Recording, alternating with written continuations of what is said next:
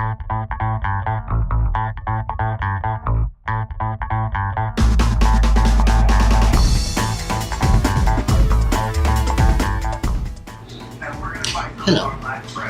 I'd like to educate everyone on the greatest barbecue sauce ever invented by a man.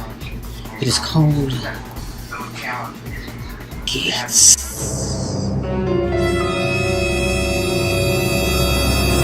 This actually was produced by the Lord. The Lord was making barbecue with John the Baptist because he lived outdoors, and they needed a sauce.